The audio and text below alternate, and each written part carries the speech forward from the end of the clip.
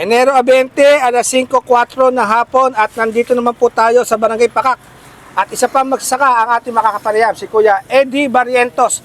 Magandang hapon, Kuya. At magandang hapon din po. Ilang hektarya po ang sinasakan ninyo? Ano po, kalahating hektarya lang po. Saan po? Dito lang sa may likod ng Barangay Pakak po. Malapit lang. Opo, malapit lang po. Nagtanim po kayo? Hindi po. Ah, At wala naman pong tubig. wala po ba kayong bomba? Ay, ala rin po. Opo. Ang ibinabalita po ng Nia Yupris at ng Angel Builders, sila po yung gumagawa doon sa nasirang siphon sa Llanera. Opo. Magagawa na nilang mag-testing sa ginagawa nilang siphon sa katapusan ng Enero hanggang Pebrero 1. At kapag walang nakitang problema, ide-diretso na nila ang pagpapatubig.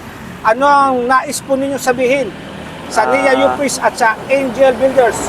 Nagpapasalamat po ako sa mga gumagawa ng mga irrigation po at sana po at matupad na po yung hiling ng mga aming mga magsasaka para kami makapagsaka na po.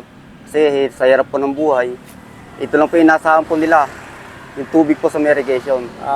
Kayo po ba hahabol sa sakaling dumalo nga po ang tubig? Opo, opo. Sa Pebrero? Opo. Ayan. Maraming salamat, Kuya. Maraming salamat din po.